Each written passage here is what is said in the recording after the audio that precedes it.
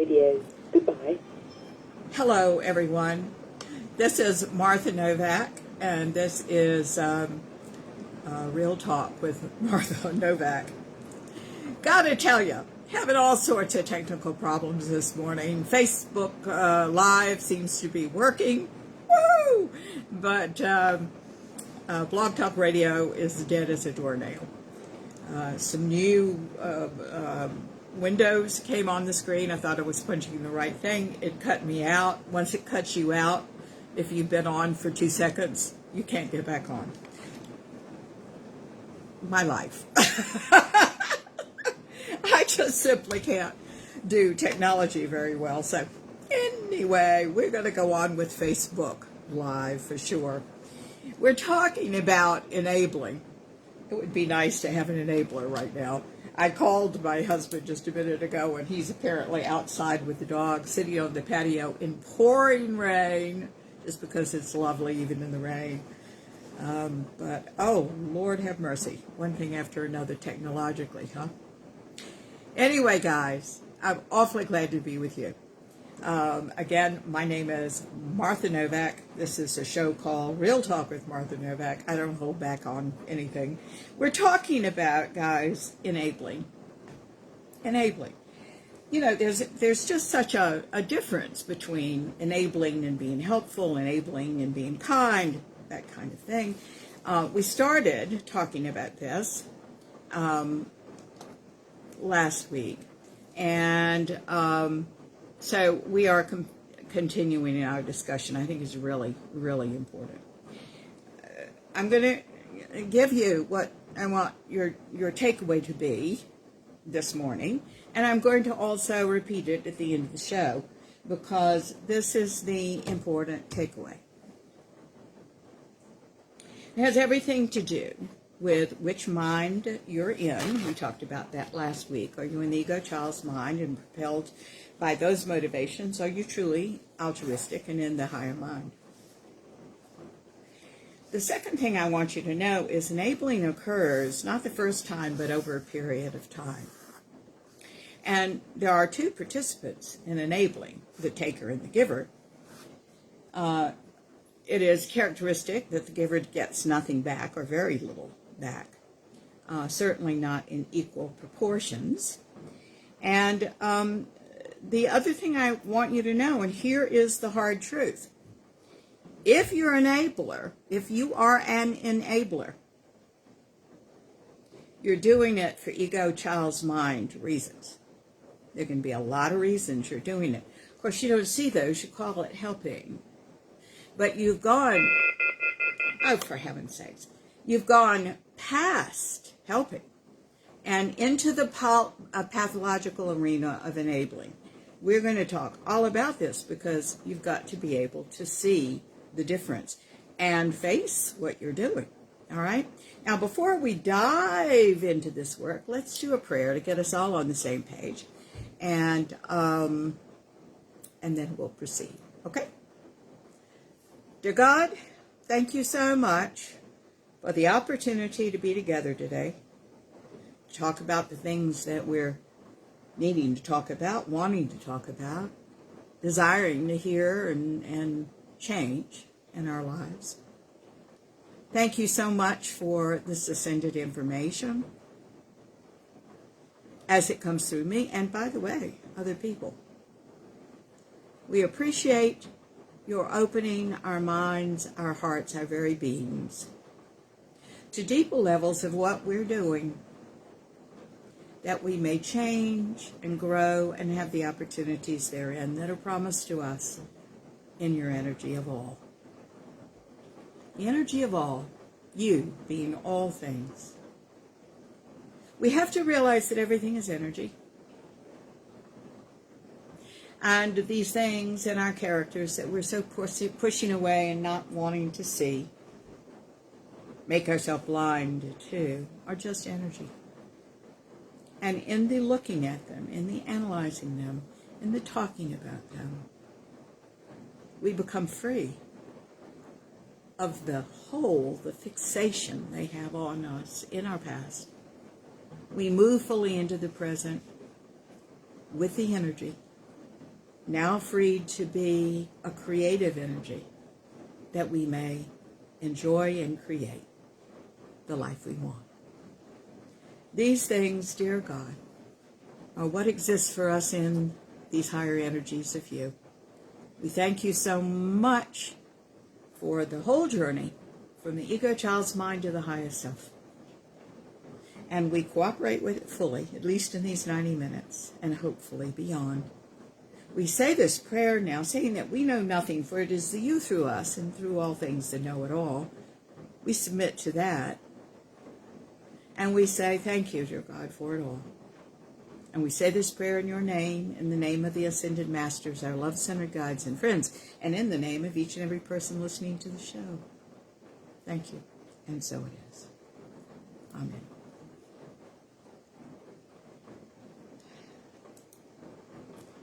I really am still it says it okay. I've just gotten another thing. I can't really understand what it's doing. Blog Talk Radio puzzles me, guys. Hey, Judy. Good to see you. Good to talk to you today. All right, here we go. Remember what I said last week, because I think a definition of enabling is always important, since it is one of those things that we fall into, sometimes altruistically.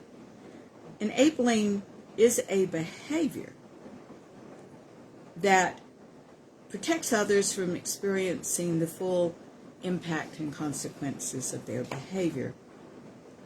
It's interesting because we can define enabling as doing something for others that they can and should be doing for themselves. There is that definition. And I think it's a good one. Enabling is when we are doing something that for someone else that they can and should be doing for themselves. Now, I'm not talking about us being ill and doing for others. I'm not talking about that kind of thing. I am talking about this is when someone is perfectly capable and won't, for whatever reason. Now, I want to put something on the table that's not in anything I've ever found, but I'm going to tell you this is any article I've ever found, but boy, is this in my practice. And I found it for the number of years I've been doing this work, which is a long time. Here it is. There's no such thing as lazy. If you use that word to describe yourself or someone else, you're just blooming wrong. So throw the word out of your vocabulary. Nobody's lazy. So what is happening? What is happening is the energy that you want, either in yourself or with someone else, to go that direction is going that direction. You understand? There are belief systems, there are things that they've learned that is sending the energy in a direction other than a forward movement. Now, the interesting thing is everybody has their own, hi guys, hey Kat, I see you up there. I'm glad to see all of you. And hi John, I see you too. There are some pictures that are too small, and I think one of them is a dog, and I don't know who that is, but we are thrilled to have all of you today. Okay, going back to this. We all have the choice as human beings to live and die the way we choose. We really can't be responsible for influencing someone else in that. We can say, here's what's going on, and I think that's important. I don't believe in nagging. I read an article that was written presumably by a psychologist that said, just tell them over and over again. That's not going to work, guys. If somebody's not doing something, they have a reason. I guarantee you, it may not be a very good reason, but there's nothing you're going to do to influence that. That needs to be woken up within the individual, awakened within the individual, I should say. Okay? Through a therapist, through self-inspection, through some means, and I hope it will be. But for those of you that are listening, I'm preaching to the choir because you all are really wanting to be the best that you can possibly be. One of the things I want to say is most people that are participating in enabling, the enablee, if you will, are pretty much master manipulators, okay? But someone who is an enabler is a willing participant in that. Why? Now, we're going to talk a lot about this, but just off the top of my head, here's what I'm going to say. They like the game. It might give them a sense of control, a sense of being valuable, to be needed. It might be wonderful because they get to keep, if it's a young person, the child to child. It may help them, give them a sense of control, if it's a partner or somebody else. None of these are good reasons, are they? They're all ego, child's mind reasons. And here's the thing. You're going to hear a lot today about enabling backfiring. It backfires every time. I've been lucky enough, and many people have to watch generations of people grow up, okay? Hi, Kat. Good morning. Good morning, Michelle. Yes, good morning to you from the United States. Michelle is in Canada. Beautiful spot. I have lots of friends up there that I really love.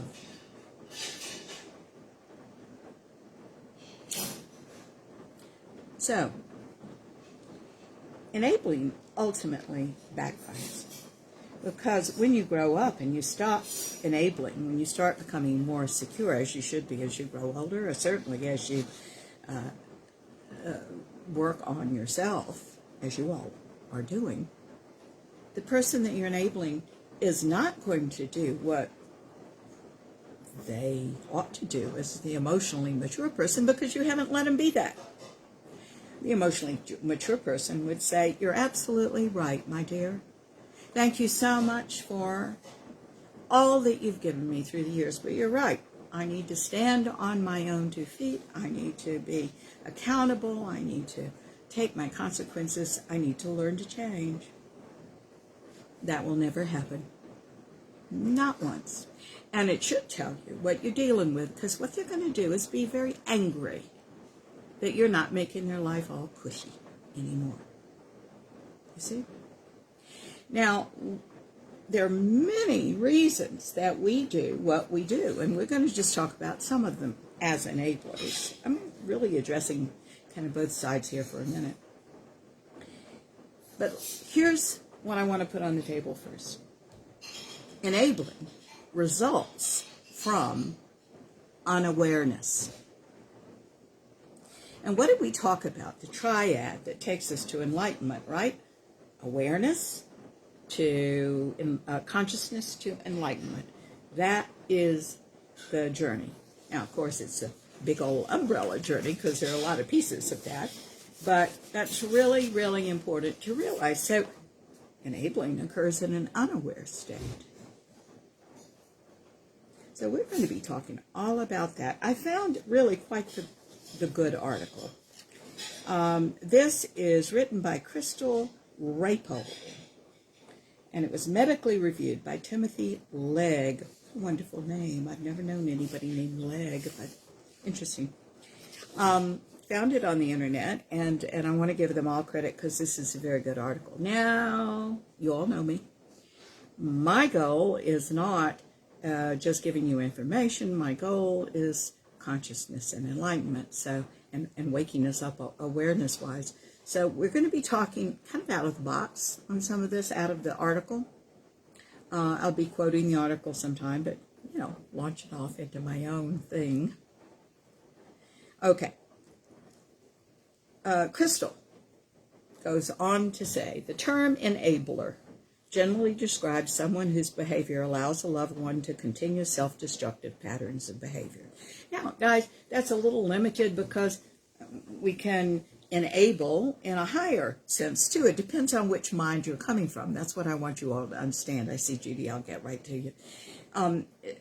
We can, in the advanced, emotionally mature thing, we empower people. because that's what we do when we come right from our higher mind, right? But we use the word enabling, which is the same energy, by the way, but in the egoic state.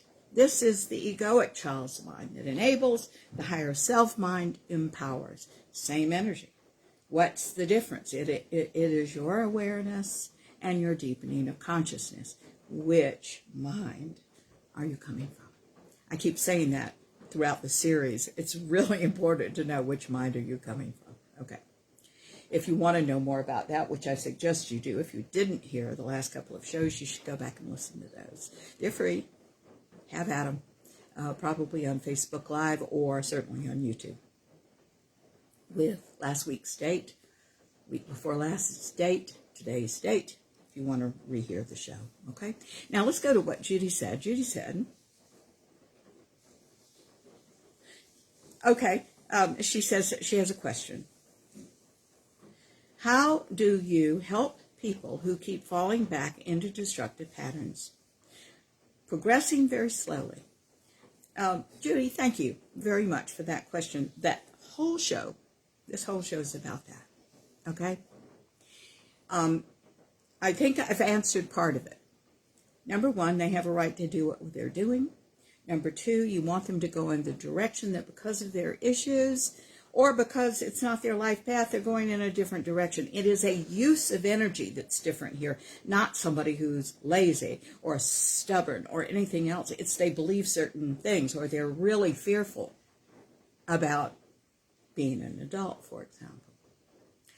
So we're going to talk all about this, and what I'd like for us to do at the end of the show is you keep communicating with me, and if I haven't answered a specific question that's still on your mind at the end of the show, I want you to write me about it on the Facebook Live, okay? So let's just keep going because there's, this is not an easy subject, is it? It is just not. There's nothing that you're going to do to affect change with this other person. I'll tell you that. The change must occur within them. You can say, here's what's going on, in my opinion. Might want to get some help for it. That's all you can do, isn't it? That's really all you can do. You can also say, I know the answers are within you. And if you will listen to that part of you, I think you're going to know what to do and be all right. Okay. So, there can be a lot of judgment attached to enabling and being the one that is enabled. So, I think that it's really important to give yourself a break here, because almost every time we start the process of enabling, and remember, it's a process. We start by helping. Our intention is good. Our intention, however, is going to be adulterated, as you can see. It's not entirely good. We're getting something out of this too. And we're going to talk about those things that you may be getting out of this. And it's real important to see those things, because this is why this dance continues. Enabling is a dance. It truly is. And we want to interrupt that dance. And it's got a lot of moving parts. So that's what today's show is about. We have to stop somewhere and do an interrupt of the cycle. Okay? Because if we continue to enable, it makes it easier for the person we are enabling to continue to do what they're doing. Pure and simply, we're not helping. Now, enabling doesn't mean that you're going to go out and buy the liquor for an alcoholic. You may be doing that. You may be buying your drugs for a drug addict. But it doesn't always mean that we agree with what they're doing. You might believe that if you don't help, the outcome for everyone involved will be far worse. The family will go to hell, we'll have no money. But you keep in mind, these are some of the adulterations that are happening here.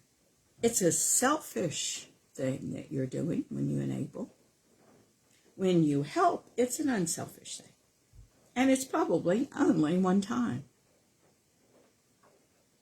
But when you enable, it's a chronicity there that is destructive. And you're doing it for lesser reasons. So I won't be embarrassed. So people won't think less of me.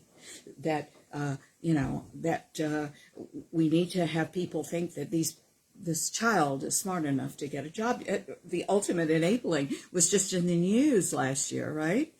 With the college admission scandal where all these people were giving great money so their child who couldn't make the grade might not be able to make the grade. Woo! What kind of message do these parents send their children? You weren't smart enough to do this on your own.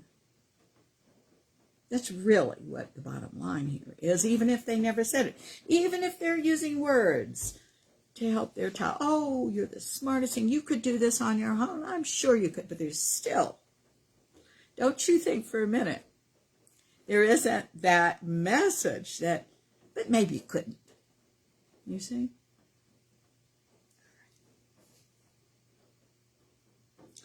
Enabling does not ever help. Over time, and see, it helps in the moment, but it destroys lives and relationships ultimately. Because over time, it'll have a damaging effect, not only on your loved one and the others around them, but on you. It's difficult for someone to get help that you've been helping when they don't see the consequences of their actions. You've protected them from that, you see?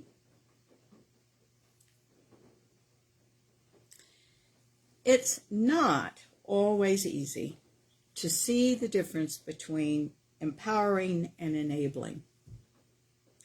It's much clearer. The reason I teach the way I do is that this is just an example of the two minds that we have. The egoic child's mind that always is self-indulgent, always fear-based, always has selfish intentions, whether we admit them to ourselves or not. We may frame them, I don't want to hurt others. I hear that all the time. I just didn't want to hurt others. And I always, with clients, pull them back and say, that's not the bottom line. What's the bottom line? Look, you can keep lying to yourself working with me. I don't care. But if you're going to be sitting in front of me, you're going to be telling the truth. You can keep lying when you're not sitting in front of me. Go right ahead. But I want you to know that you're lying. The bottom line is, I don't want to be hurt. And this and many other ego child's mind issues are under the desire to enable and enabling behavior. Okay, the difference between empowering someone and enabling them is the difference between the ego child's mind and the highest self mind. Most people who enable loved ones don't intend to cause harm. They're fixing a problem in the moment. It begins, as we said, with a desire to help. And enabling behaviors seem like helping behaviors. You may try to help with the best intentions and enable somebody without realizing it. But empowering someone doesn't mean solving or covering up their problems. Now, this is the article, and I think it's good. Rather, when you empower someone, you do one or more of the following things to help them succeed and change on their own. You give them tools. I used the expression last week that you don't give them fish, you show them how to fish, right? Help them access resources teach them skills. Very important. In other words, you give them the power to make their own choices and solve their own problems. Enabling can describe any situation where you help by attempting to hide problems and make them go away. And again, one of the big things is it becomes chronic. This kind of help in enabling is simply not helpful, not in the long run. It doesn't make the problem go away, right? It cements the behavior in place. There's no consequences for their action. It often makes things worse since the enabled person has less motivation now to make changes if they're getting what they want. It reduces their need to change. The fact is, they don't need to change. You've made it nice for them. Who needs to change? There is an answer for that. You know what it is? You're the one that needs to change. Wow. So that's what the show's about.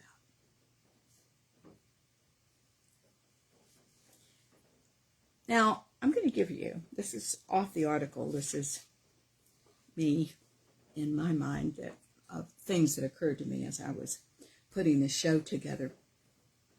And here it is. There are a lot of reasons that we enable. Let's write these down and let's consider that we may be doing these things. We may have guilt. We may be enabling out of guilt. You weren't a very good mom? You weren't a very good dad? Kid reaches a certain age? You might even be enabling, okay? I know one child that is very Asperger's. Father's very Asperger's. He wasn't there for this child particularly, but he really relates to him, over-relates to him. They're locked like that, okay? Are you in? So let's give you some reasons that you might want to enable, okay? One is guilt. One is that you've learned what love is needing to be needed. But needed. They need something from you. And you know what? I've seen many, many cases where the mother or the father, out of their dysfunctional mind, everyone, we just reconnected. I am very apologetic. You know, we're out here in the middle of nowhere, and there is very poor internet speed here.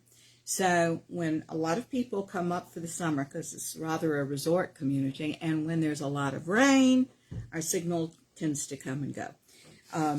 Usually, the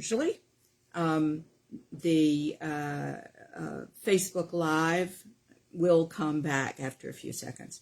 So thank you for being tolerant about this. I will say I have the best clients in the world because they put up with it and a lot more. So thank you. Okay. So we were talking about reasons that you might enable. Okay. One of them was, I need to feel needed. You think that's what love is? No. You know, in the egoic child's mind, I need to be needed. Need is love. You know, in the higher mind, there is a need for true connection, one soul to another. But all of these games, and these are all games, by the way, that we play to get it, aren't there. We just love because that's who we are. Not because necessarily the person standing up in front of us is particularly lovable right then. We also know where the line is drawn. No, that's something they've got to work out for them. This is something I think I'll go and do what I need to do for me. That's it. Nice and clean. A lot of times, when you are enabling, and when you're caught in this pattern, you don't know their issue from yours. Judy, I go back to, is relating with someone considered empowering their destructive patterns. When it's over-relating, when it's over-sympathetic, it certainly is. And you often learn that in your childhood. I was about to tell you that I remember one client who had a very dysfunctional home, and her mother was mentally ill, and she trained her kid to enable her all the time. And so when this adult now is confronted with enabling or not enabling, she gets very confused. She's coming out of it. Yay! But at first it was like, how am I in the world if not this? You see, because that was her brainwashing. She had to enable her mother. She had to make her mother happy. She had to give up her life, be there for her mother. Absolutely. And boy, did she get the cold shoulder from her mother when she didn't do that. She didn't do that very often, assert herself. Wasn't very pleasant. She felt horribly guilty, and the mother, oh my God, guilt trip. You talk about enablers sometimes being very manipulative. Yeah. And if you haven't done work on yourself, if you're carrying any amount of shame inside that you have not exorcised, they're going to be able to work you. And that's just plain and simple. So it comes back to, for God's sake, work on yourself. Get rid of some of these things I'm talking about right now. Shame is a big hook. If you've already got it, they can use it.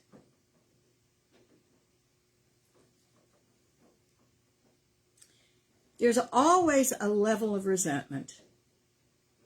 For example, if this is a child, but I've seen this dynamic between husbands and wives too, where the husband doesn't make as much money as the wife, or the wife doesn't make as much money as the husband, and they're always asking for money. Do you realize you're keeping that person, the child? Do you realize if you have a child that's always asking you for money, you're keeping that person the child, even though they're 25? This is going to backfire because you resent giving it and they resent you for keeping them the child. They'll take it though. You bet. Over and over. They'll be mad at you when you stop it. It's a very complicated situation which you should not be in. Okay. Sometimes we enable because we like to have control. If we have the money, we think we have the control, don't we? And we do to a certain extent, but you're going to be hated for it. Ultimately, you will. You're telling them that they can't do it themselves. They can't make a living themselves.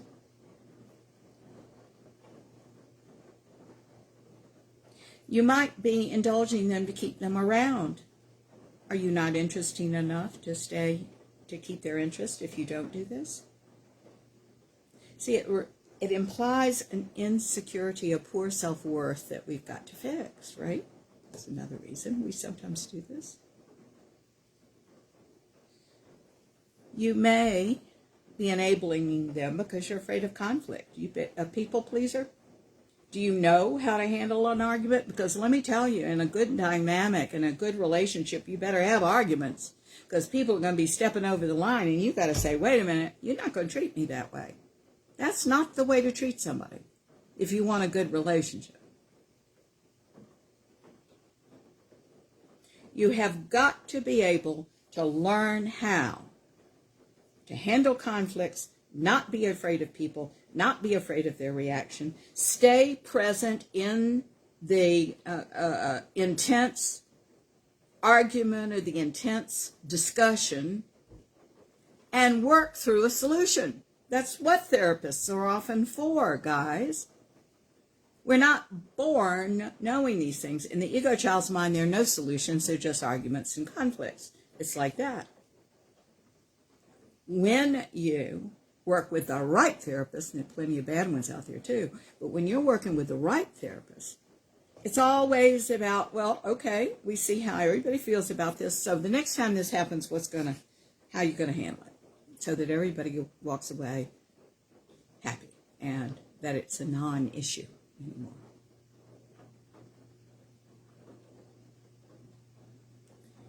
You can't go through life people pleasing. That doesn't give you permission to be an ass either. You have to learn how to be who you should be, which is your authentic self. Now, of course, going back, that's not everybody's path. So you can't force somebody to go with you. You understand that? Thank you, darling.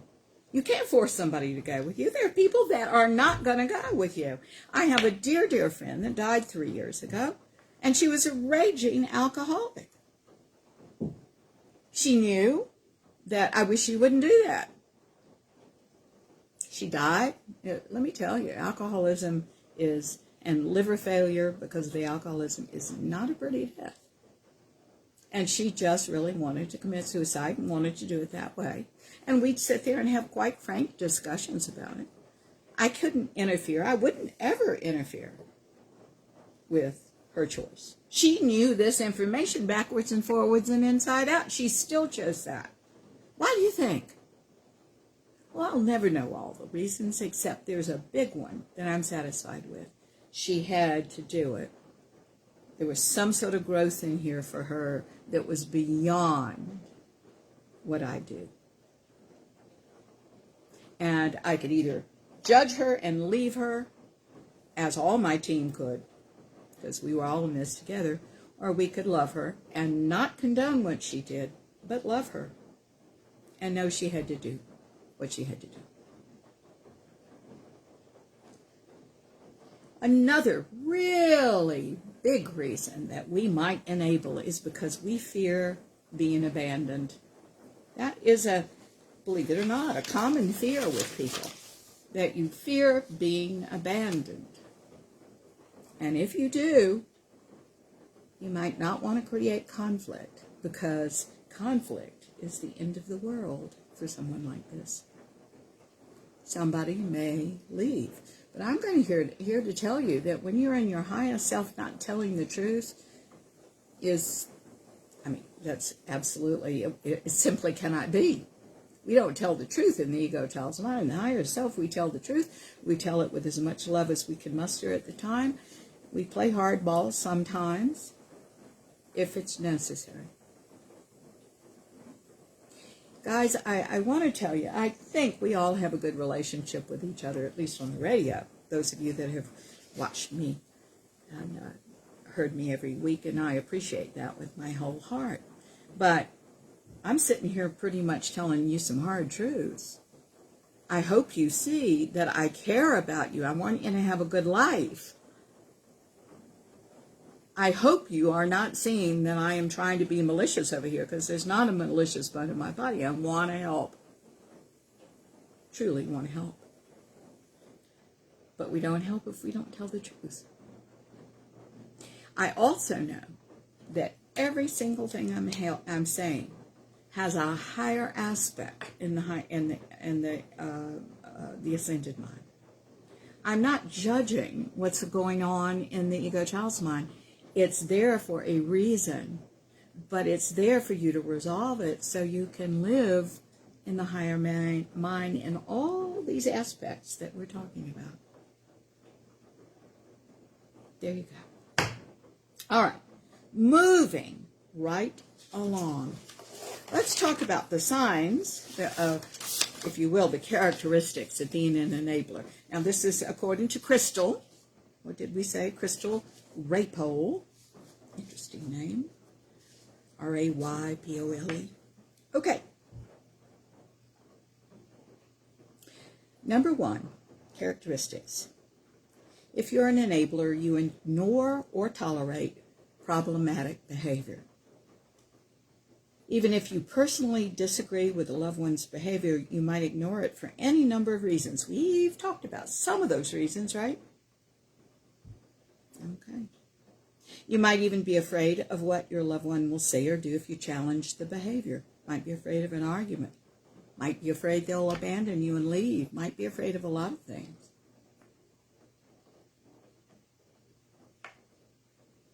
You ignore or tolerate problematic behavior. There's actually an emotional illness called the avoidant personality disorder. That's what the DSM calls it. Somebody that has their hand up. I don't want to see it. He goes on, Crystal goes on to say your partner struggles with alcohol abuse. They say they haven't been drinking, but you find a receipt in the bathroom trash for a liquor store one night. The next night, you find a receipt for a bar in your neighborhood. But instead of asking them about it, instead of saying, I'm finding these things, what's going on, you decide not to press the issue.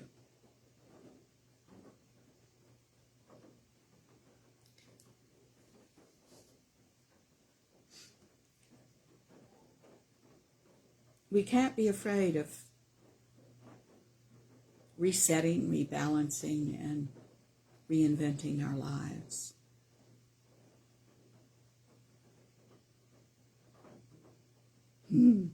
Judy says, treading lightly without falling through the ice.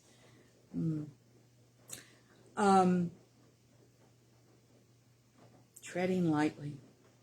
You know, I probably could learn something from you because I don't tread lightly. I say what it is. I say what it is. I want people around me that are that honest with me.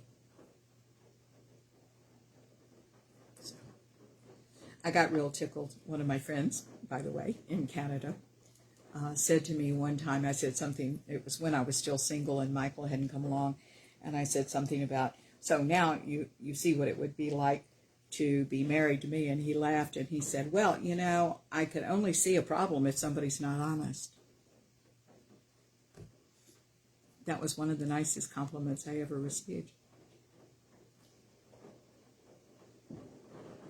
Number 2.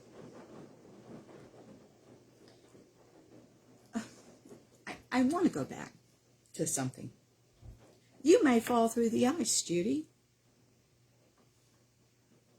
If you're going to straighten this out, they may leave. You have got to be strong enough within yourself ultimately to let that be one of the possibilities.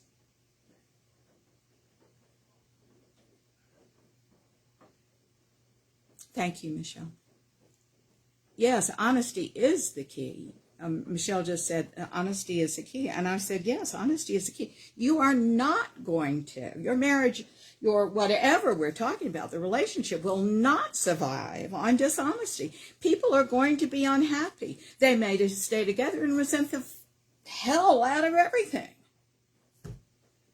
That's no way to live. We've got to have courage. By the way, we've got to be responsible for ourselves. We have to make our own money. If you're a woman or a man, be responsible for yourself. Learn how to do this. Learn how to make your own money. Have your own money. Because here's the best marriage. Here's the best relationship. You can leave anytime, and you don't. Oh, but saying, I can't make it on my own, I don't have enough money, I don't have this. It's all a big excuse for your insecurity. Okay, Judy. She says this is a child. That's quite a different dynamic, isn't it? That's not somebody you're going to leave, but that is somebody that could leave you. I have a girlfriend that has a very serious problem with her son, who is, he's taken every drug in the world. He's got several mental illnesses now. They've all, I don't know whether they're substance induced or they came down the line, but she enabled him for a long, long time. She's not doing that anymore. He got really angry with her, furious. She convinced him to go to a hospital. He's gone in and out and in and out. This last time he did stay in longer. And he has worked through some of his issues, and he doesn't hate her anymore, doesn't blame her anymore. But boy, was that blame there to begin with. We are so afraid of the unknown, and we rush to outcomes, and the rushing to outcomes means we got to fix this problem, fix it immediately. They got to like us right now. We got to help. Oh, we'll enable them so they'll do that, so we won't have to talk about the big picture. Guys, it just doesn't help anybody. He would not have been helped as much as he had she not been bold enough to say, please go do that, because I'm not going to be helping you again, financially or any other way. I will pay for this hospital only if you stay there. And that's it. That's the end of everything.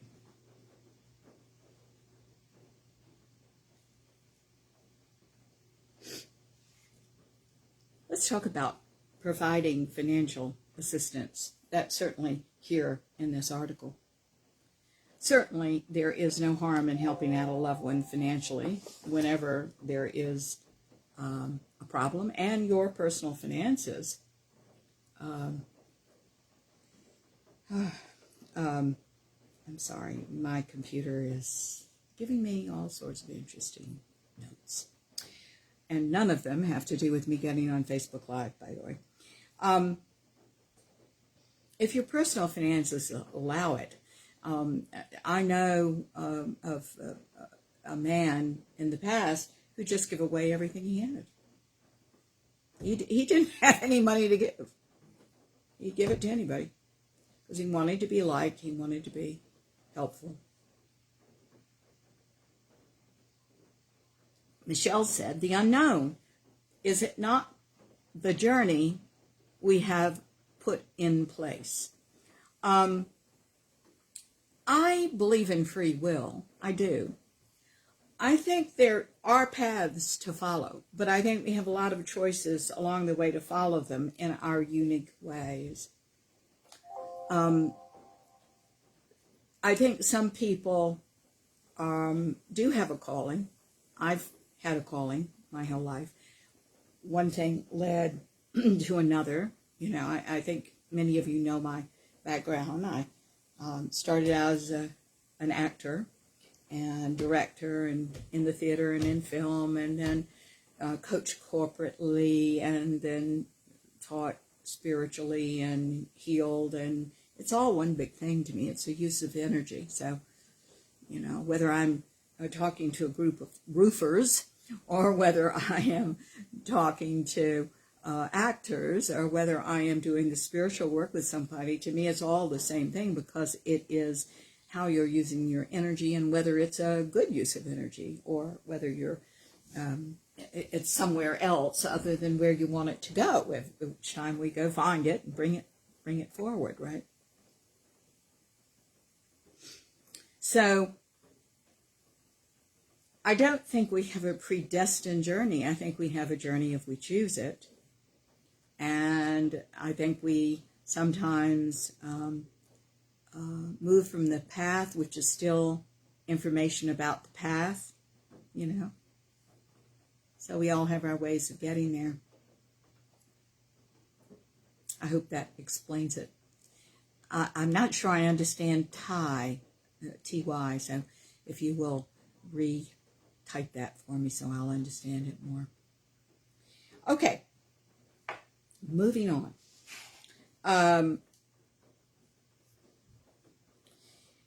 You know, let's say you are giving your kid money to buy a car because they need it to get to work, and yet they don't apply for a job. They just won't even make any efforts in that direction. Thank you, Michelle. Oh, I see. Thank you. It was thank you. Okay, thank you too, Michelle. Thank you very much, Sean. This is a problem. This happened to a client of mine recently. They wanted to give her a car, and she's the grandchild is not my client, and she said that she can get to and from work, and she has no intention of working. I would say when you make these deals, you make these deals very specifically with very strong stipulations. Okay? If they don't get a job and within a certain amount of time, they don't get the car. It's just the way it is. Again, they can be mad at you or mad at the policy. I would suggest that you try to get this off you as the target of blame and just make it a policy. The policy doesn't have any judgment about them or you. Just as policy. Here's the policy. If you get a job, you get this card. So you can get to and from to work. Good for you. We know you can do it. Okay. But continuing, chronically, financially enabling a loved one can have some really damaging consequences. Again, it keeps them a child. They'll return and ask for more money. Again, you keep them the child. So while they're all too glad to take your money and to take any handout that you may give them, I'll tell you, they'll hate you for it. It's very rare that you find an individual that says, you're absolutely right. Thank you so much for all you've done. You bet. I'll step up now. You think that happens a lot? No, not at all. They'll hate you for it because you've kept them the child, and the child doesn't believe they can do it. And here you are throwing them to the wolves. It's complicated, guys. Pat! Hi! Long time no see you either. You've been house hunting. Oh, you are so sweet. Thank you. I'm not quite sure what you mean by you're keeping the hospital in working order. I don't want to. Oh, bless your heart. Well, I'd love to hear more about all that. I love you too very much, Pat. It's so nice to hear from you. I've missed you each week. Really, I have. I get kind of close to you guys. I feel like because I'm very sensitive to energy that I know some of you all, And I do know Pat. He's a good friend. We've been friends for a long time, haven't we, Pat? Okay. So your adult child, Crystal goes on to give this example, struggles to manage money and never has enough to pay their rent. So you pay it every month. It becomes expected, but it never teaches them how to handle their own money. And they become dependent on you and ultimately resent you because you've told them each time you've given them money, they don't know how to do it themselves. By the very act, you may say, I'm handing you this money, but I know you can do this yourself. Words don't mean a thing. Underneath, the motivation is, you poor soul, you're just dumb as dirt, and you'll never do anything. Wow. Crystal says, number 3, enablers cover for them and make excuses. When worried about the consequences of loved ones' actions, it's only natural to want to help them by protecting them from those consequences. But is that a good idea? Absolutely not. It's tempting to make excuses for your loved ones to other family members or friends. When you worry, other people will judge them harshly or negatively. But let me tell you, there's something else on a deeper level. They're going to judge you harshly. For being a bad parent, they're going to judge you harshly. For being a bad wife, or choosing poorly. Okay? So it's never about these poor other people you're trying to take care of. If you're enabling, it's all about you. Because it's an ego child's mind activity.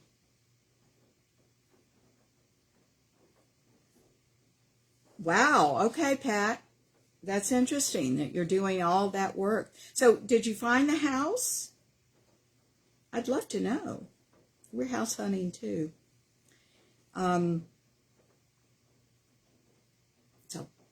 can't wait to talk. Guys, it's always about you. If there is one thing for you to realize in all this, no matter how much you blame other people or you wish they'd do something else, it's always about you. It's always about you trying to control, you trying not to be judged, you trying to protect yourself relative to what's going on here. It's always about you. Now, I'm not judging you saying that. What I am saying is this is a call to action. If you've got that in the adulteration, it is an adulteration of your thing. This is one of the reasons that you're confused about enabling.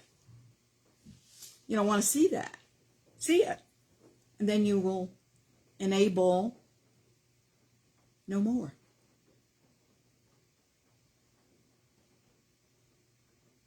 Now, Crystal goes on to say examples of this behavior are you might call your partner's work to say they're sick when they're really hungover or blacked out drunk.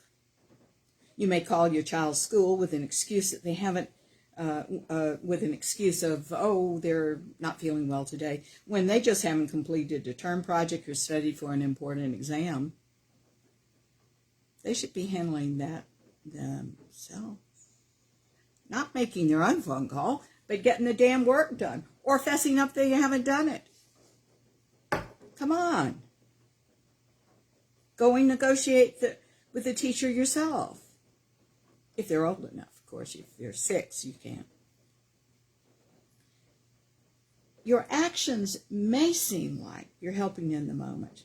They keep your partner from facing a reprimand or even losing their job, which is a source of income for the family. It helps you save face, though. You see? Don't let finances be a gun to your head to stay in a situation you don't want to be in. I'm going to say that now. Every emotionally mature, responsible adult should have their own money so they can leave anytime they need to.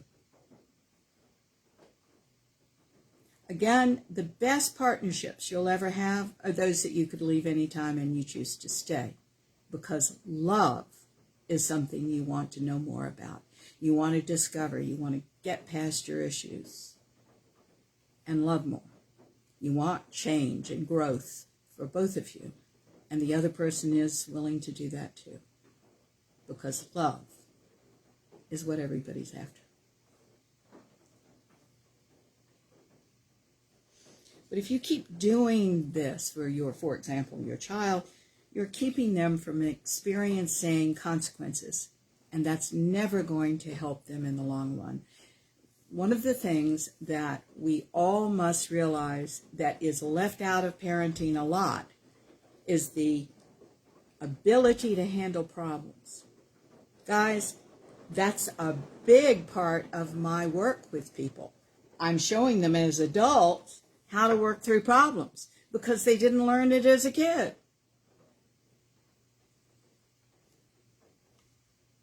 Okay. Your actions will give your loved ones the message that there's nothing wrong with their behavior if you keep doing this. If you keep covering for them, you're saying, nothing wrong with your behavior. I don't want to see it. Don't you see it either, where everything's fine. And that kind of unawareness and denial and avoidance, nice and catching, kids. Number 4, Crystal goes on to say, you take on more than your share of responsibility. You might be enabling a loved one if you find yourself frequently picking up their slack, doing the chores, looking out for the children exclusively, taking care of essential daily activities they leave undone. There's also something that is in a family dynamic, which is that you are taking for granted and don't even see what the other person is doing. Really important. for everybody to wake up. There's a difference between supporting someone and enabling them. I go back to the two minds. Your ego child's mind is enabling. The higher self is supporting. Someone struggling with depression may need help. Somebody who is ill may need help. That's marvelous. If you're helping in those situations and taking care of yourself as well, resentment shouldn't build up and you should be fine. But when you're doing it for ego child's mind reasons, you are creating a problem.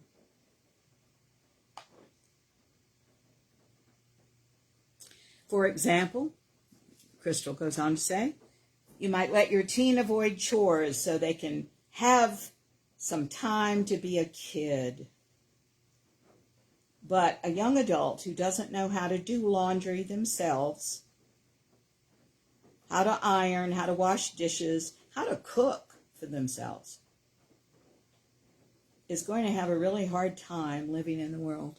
It is about balance, ladies and gentlemen. When I was growing up, too, and I also have a client like this, the mother didn't do anything but give the child all of the responsibilities. Now, that's too much. What it does is it teaches the child that they can't do anything because the lesson is beyond them. The lesson has to be age appropriate, guys.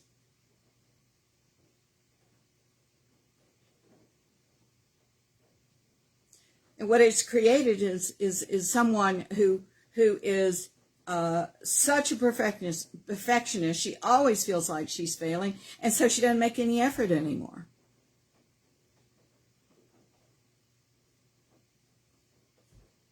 For example, Crystal goes on to say that enablers, hang on. Judy says, all this child's life, he's had to stay busy. He gets bored easily.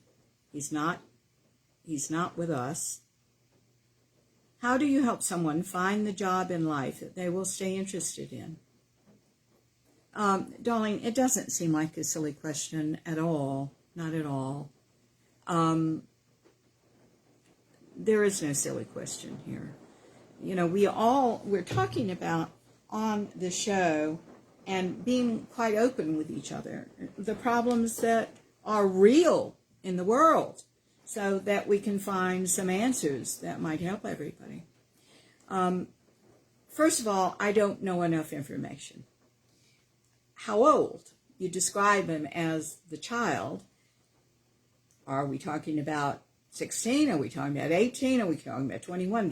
Those ages are not children. They really are not. If he gets bored easily, he may have ADD or ADHD. And if so, that needs to be addressed. If, I don't know what you mean by he's not with us, how do you help somebody find a job they will stay interested in? He's 39. Honey, he ain't a child. This is up to him now. This has nothing to do with you. You can just love him, not judge him. If you want a good relationship with him, and not give him your money and not support him, he shouldn't be living at home. You see? There's nothing you can do. He's 39. Let life deal with a 39-year-old. Okay, he doesn't live with you, thank God. Let life teach him now. That's the only way. And guys, look, help is all around. Help is everywhere. There's free therapies. There are expensive therapies. There's everything in between. He's going to have to find that at 39 years old. The time for you to help was a long time ago. Doesn't matter. The time has ended. And your heart can be very sad for him, but he may have a sole purpose that's beyond these decisions of right and wrong and what you'd like to see him do. This doesn't have to do with you, Judy. Absolve yourself from this. Just love him as a soul and hold a place in you where he's happy and he gets it. That's all you can do.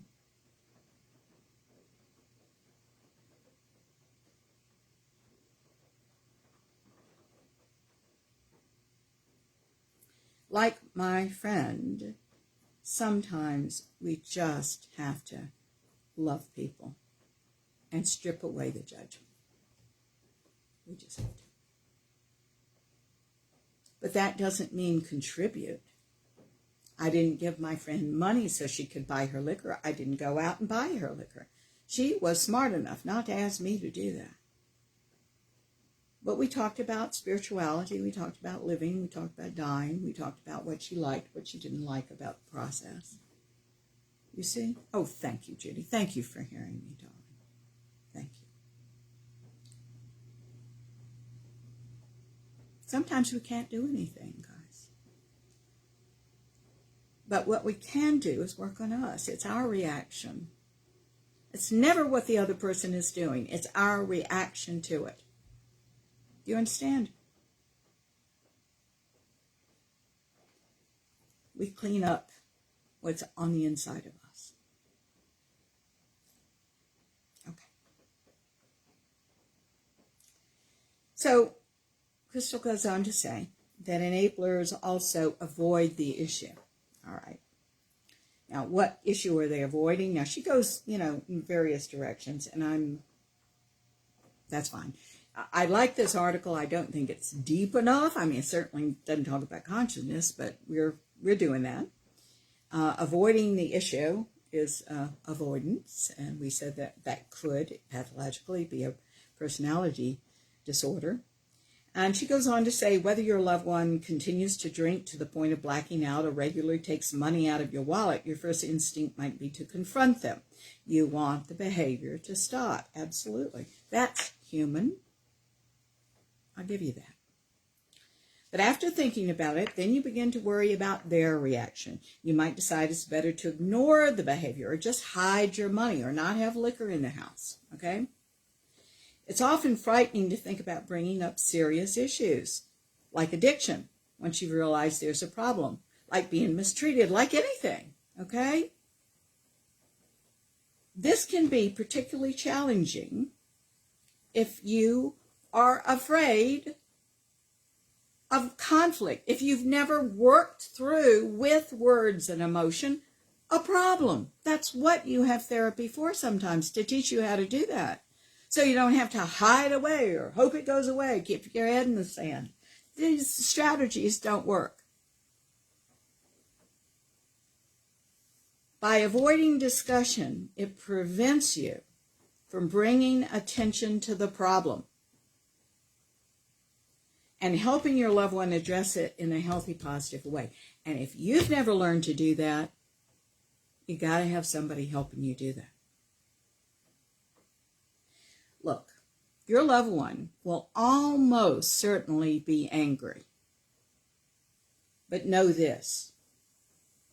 A choice for them could be gratitude. So it certainly tells you what you're dealing with when it's not. Now, is all hope lost? No. Like my friend who's worked through this with her drug-addicted, ill son, they have come out on the other. Is he well, this is just, no. But he doesn't hate her anymore, and he sees more of a global perspective, and he's taking a little more responsibility. So guys, things develop organically. We don't rush to outcomes. That just reveals your insecurity when you do that. We're working on your insecurities, all of ours. We have to, that's ego, child's mind stuff, right? So, example of the behavior, according to Crystal, your loved one tends to drink way too much when you go out to a restaurant. Instead of talking about the issue, you start suggesting places that don't serve alcohol, dropping friends who drink socially so he won't be exposed to it, that kind of thing. No, you need to talk about it. You need to put it on the table. All right. Just not do avoidant behaviors. I mean, first of all, if I were married to an alcoholic, I wouldn't have alcohol probably in the house. Why? I mean, it's nothing I need anyway. So why would you do something like that?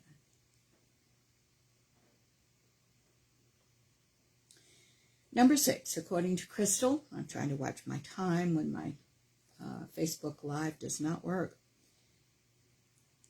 Enablers brush things off. People dealing with addiction, the article goes on to say, or other patterns of problematic behaviors, often say and do hurtful or abusive things. They might insult you, belittle you, break or steal belongings, physically harm you. This is all abusive behavior. I want you to call it what it is. It's abuse. You might tell yourself, as the enabler, this behavior isn't so bad.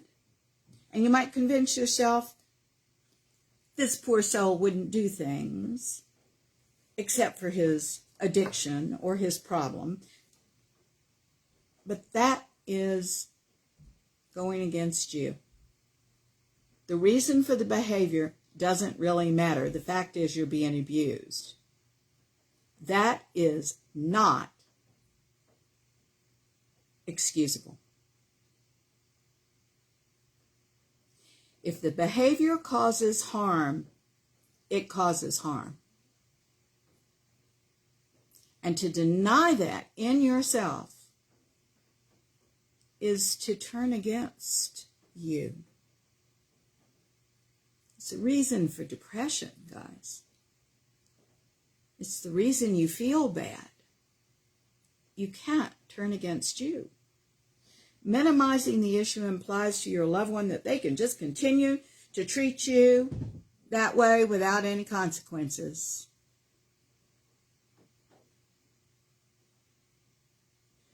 If you are pretending what they do did not affect you, you sure are giving the wrong messages. Example of this behavior. This isn't very deep, but it's deep enough. Your partner frequently, let's say, ridicules you in public or starts an argument in public. You tell yourself, oh, well, he's just got a problem. Oh, it's just the alcohol speaking. And they don't really mean it, okay? Even though it's starting to affect your emotional well-being and completely erode your trust in this individual, you tell yourself it's not abuse because they're not really themselves. Guys, you better find out what this is. You better ask them to find it out. Judy, that's wonderful. I'm glad about that. But you make sure that's not manipulation of you either. She said, he has a big heart when it comes to me. That's wonderful. Now, here's the confusing thing for you. That may be true in his higher self, but he also may have a lot of manipulative motives in the ego child's mind, and both of those things can exist. So just be careful. Just be smart. Just be aware. Okay? All right, number 7, moving along with Crystal's list, good old Crystal, is denying the problem.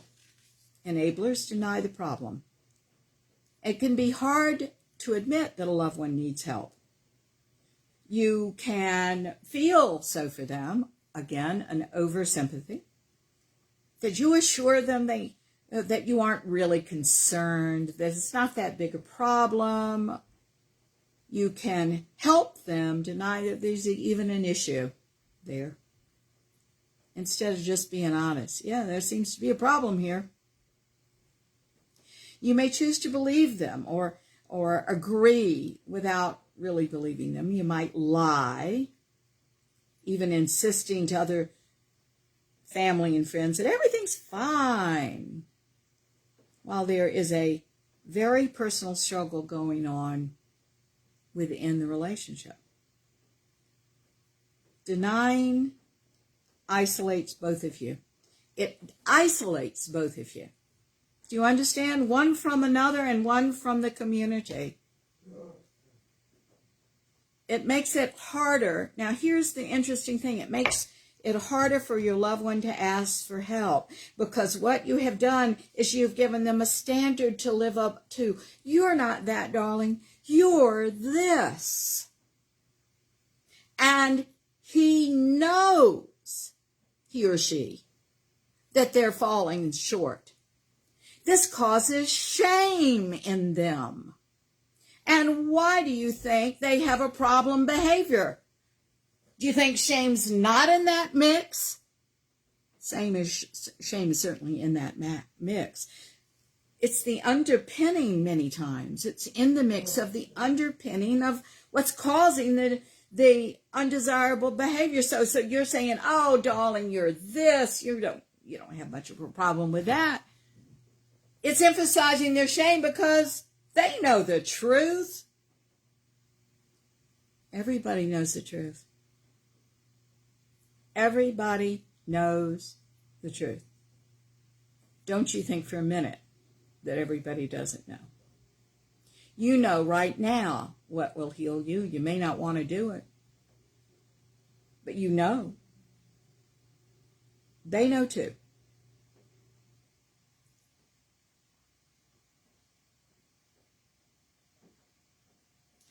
Number 8, according to Crystal, sacrificing or struggling to recognize your own needs. That's what an enabler does. Darling, whether you have a good relationship with someone or a bad relationship with someone, you don't really know what to do until you know yourself. That's why the relationship is secondary to the work on yourself. Missing out, she goes on to say, missing out on things you want or need for yourself because you're so involved with taking care of a loved one and enabling them is one of the big signs here that you're not in your highest self. She goes on to say, do you struggle financially after giving your loved ones money? Do you lack time for your work and what you enjoy and what makes you, your self-care and other relationships because you're so busy covering up for somebody? What are you doing here? Sometimes we absolutely want to make sacrifices for the people we care about. And that doesn't always mean you're enabling someone. But if you're letting your needs go and your desires and the things in you that make you, you're letting those things go, I guarantee you, you're enabling somebody. That's probably where the energy goes, if you've got other people in your life. It is vitally important you care for yourself first. You may miss out on activities for a few weeks because you got a crisis in the family or something.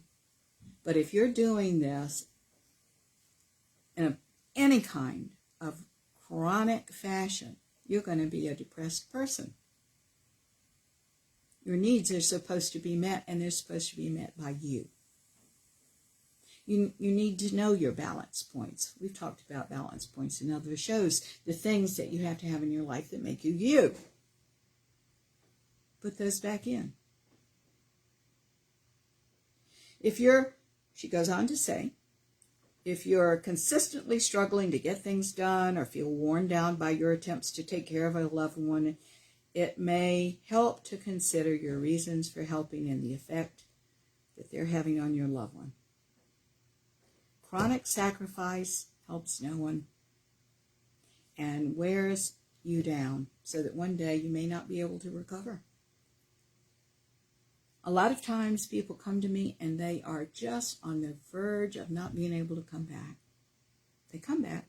It takes a while. But the whole point is don't let yourself get there to begin with, right? Thank you.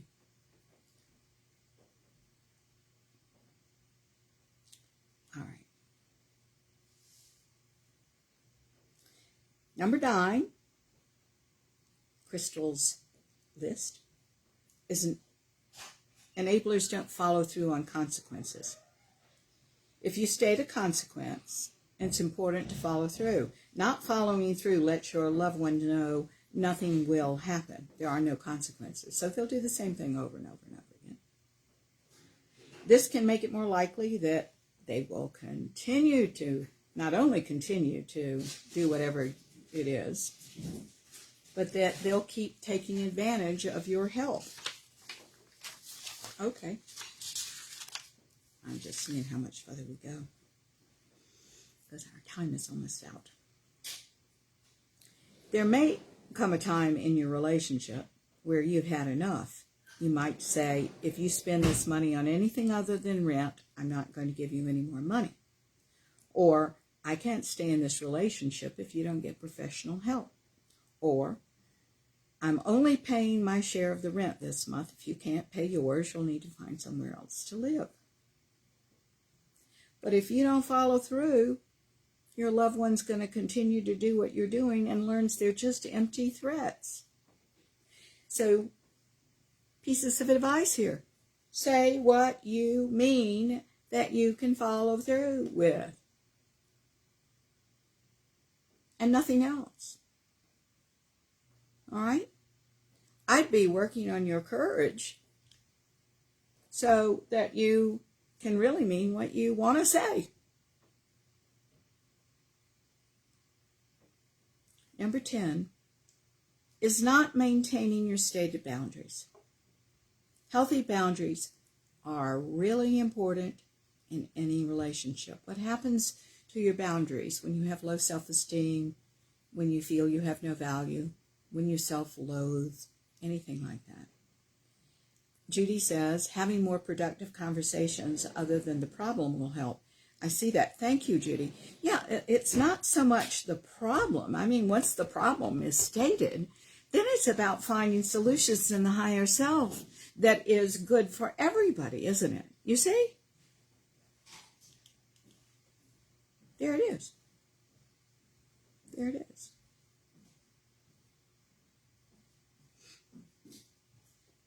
So, not maintaining your stated boundaries. She gives some examples of that. Maintaining your boundaries.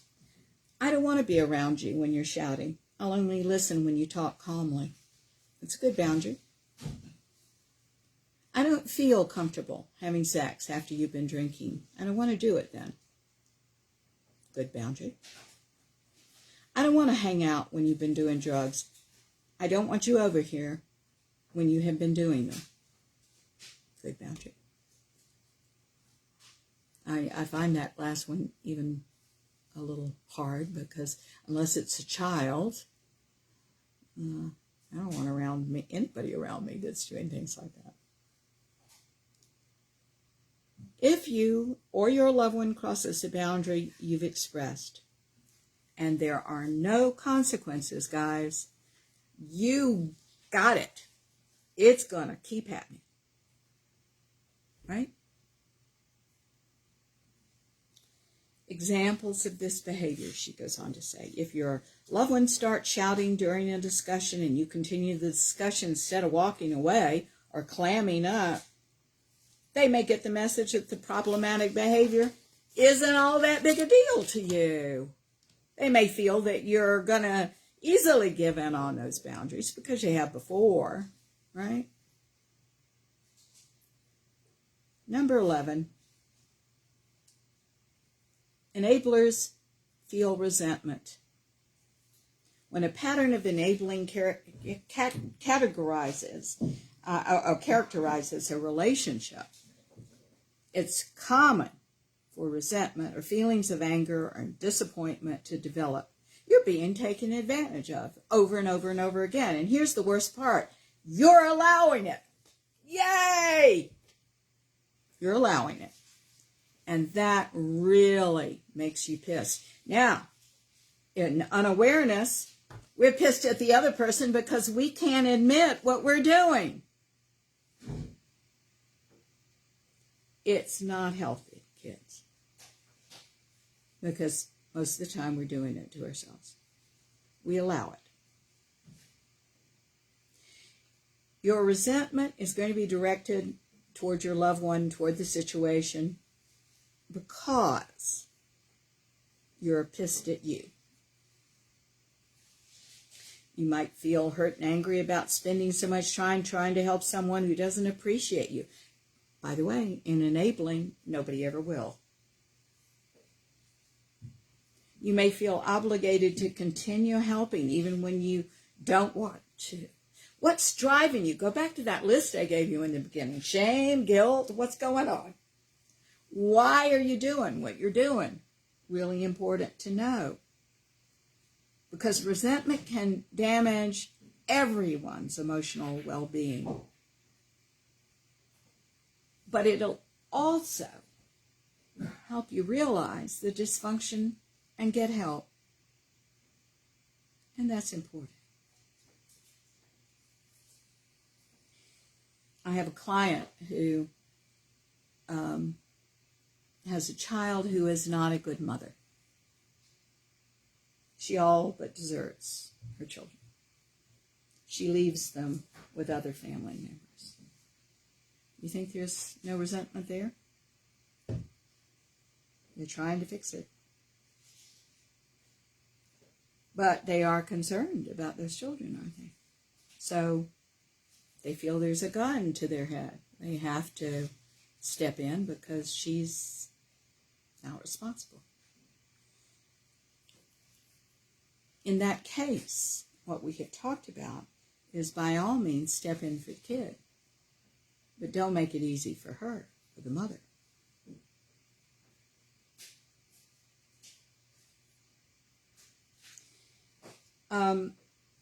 You have to be able to say no.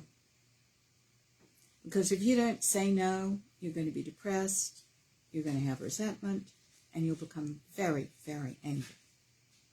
We get depressed when we feel rage and we don't know how to handle it or express it. All those things are very important.